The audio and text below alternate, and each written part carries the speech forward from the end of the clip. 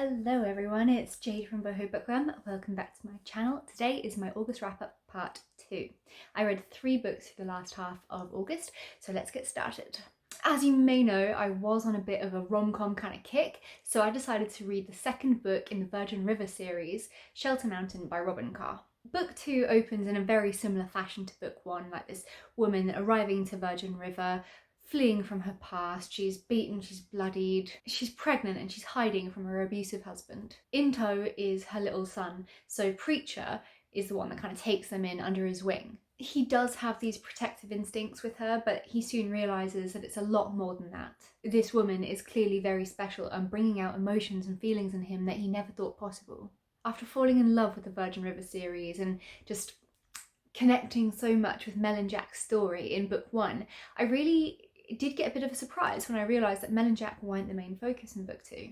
Mel's midwife skills come into play, but they're not centre stage in this novel at all. The book is predominantly based around Preacher and this woman who's running away from her abusive husband, and she's pregnant, and her relationship that blossoms within Virgin River with Preacher. There's also the side characters, Rick and Liz, who feature more so than Mel and Jack, and they're the couple, the young couple. They must be like in their teens, they must be like 15 or something, and they get pregnant, and it's how Liz comes back to town and shows that she's pregnant to Rick, and what he's going to do, how he's going to deal with it as a young boy himself. Honestly, Rick and Liz's story had me tearing up. It was so emotional. I also feel like there was a bit of a hint towards another romance developing between 2 other side characters. I mean, there's a lot of characters in this book.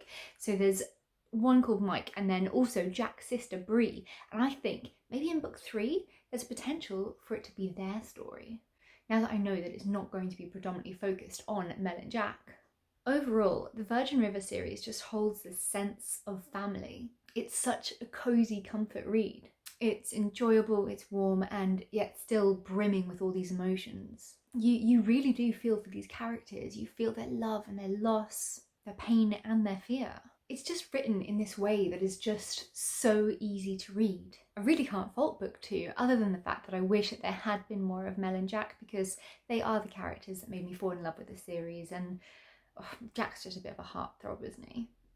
I gave it a 4 out of 5 star review, and I cannot wait to get onto book 3, Whispering Rock, which sadly is not available on Audible, so I'm going to have to buy this one physically. I even tried to see if there was like a box set available of the Virgin River series on Amazon, but I can't find it, which is really disappointing. After that, I finished Rock, Paper, Scissors by Alice Feeney, a book that I did do a reading vlog for, so I linked that in the description box down below. I had a lot of fun reading this book and trying to figure out what the hell was going on. So this is about a married couple called Adam and Amelia, and their marriage is like severely on the rocks. So for their anniversary, they win this random trip to Scotland to stay in this chapel. However, when they arrive, it quickly comes out that they did not win this trip randomly. One of them is lying, and someone does not want them to live happily ever after. All these creepy, sinister things start happening as soon as they arrive. Like locked doors are suddenly opened, their dog goes missing, faces appear in the window. Adam is like this self-confessed workaholic screenwriter who also suffers with face blindness, which is something that I haven't really heard much about in books before, so that was a really interesting element to the story that really gave it that creepy feel, because he can't recognise his own wife or his friends, or even the person that murdered his mother years and years ago. They could literally be passing him in the street or talking to him and he just wouldn't know. So every year on their anniversary, the wife writes him this letter that she never really lets him read until now. This is one of those rare thrillers that I honestly had no idea what was going on. Every time I thought I kind of suspected what was going on, I was completely wrong. Something just chucked me in a completely different direction, and I was just like, what? Like whiplash. I loved trying to piece this riddle together. I must say though, it was quite complicated, and it is a book that you do need to go into realising that you need to really, really concentrate, because it will lose you. It demands your full attention. I mean, literally everything in this book made me suspicious. I didn't know who to trust. The chapters kind of go back and forth between year 1 of their marriage and following up with all the stories and the letters accompanying the years that followed to present day them in this chapel, and you quickly realise that like they just don't even really seem like the same people. Something is going on, and you just, every time you think you know what's going on, it throws you off and you're like, what? It had my head spinning. I thought it was captivating, it was eerie, and there was also kind of like this witchy element to it, which really added something fun and entertaining to it. It was unsettling, full of suspense. There's trigger warnings such as infidelity, infertility. It was just this masterful breakdown of a domestic relationship. If it wasn't for quite how complicated this book was, I would have given it a gleaming 5-star review. However, it was quite hard to keep up at times, so for that reason I awarded it a 4 out of 5-star review, maybe even a 4.5 now that I think about it, because it was so good. Then a book that I just finished, The Secretary by Renee Knight.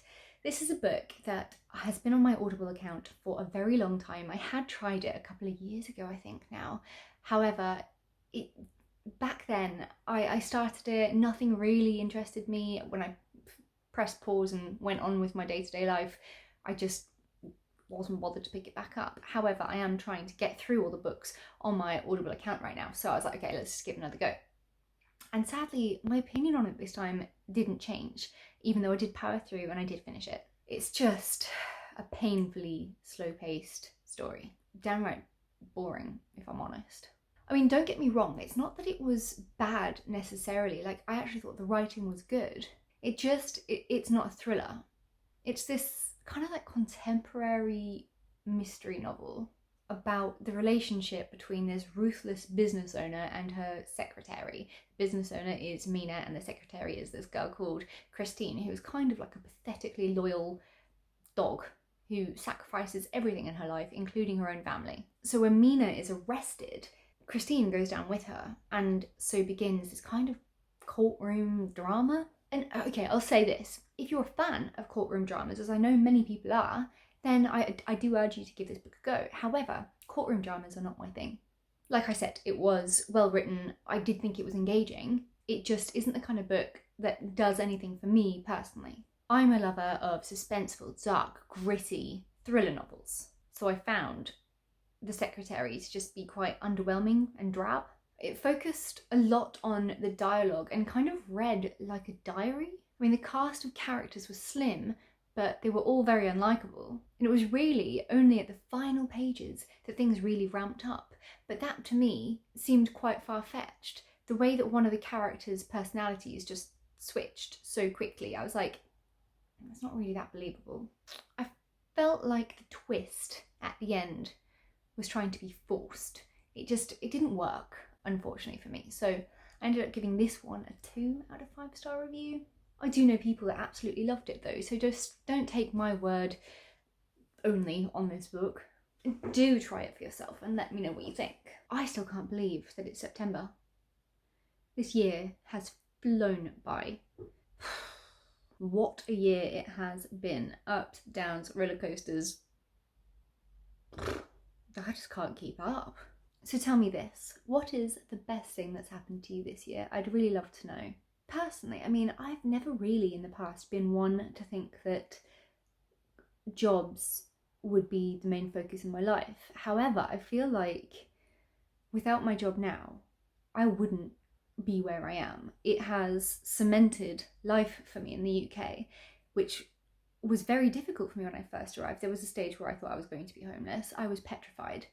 And I've worked myself up by myself from the very bottom, and I'm slowly rising. So definitely my job, I think, has been the best thing that's happened to me this year so far. I live alone in England, in a country where I have no family, and because of lockdown and COVID-19, haven't had much chance to make great connections here yet. So my job is really what I have.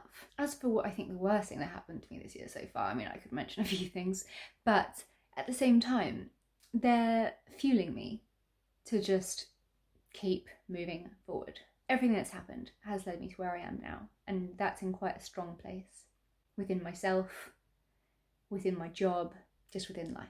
Anyway, that was a bit deep, but, you know, it's not Boho Bookworm without a bit of personal stuff. I always like to throw it in there like a bit of glitter. Anyway, I look forward to hearing from you. I've been really enjoying just getting all of your comments, responding to them, and getting to know you all a little bit more throughout my latest videos. I've been so consistent, trying to publish 2 videos a week, either on like a Monday or a Tuesday, and a Thursday and a Friday. So I've just, yeah, I notice those of you that do pop by for every video, or as many videos as you can, and I appreciate your comments so much. Thank you for being there.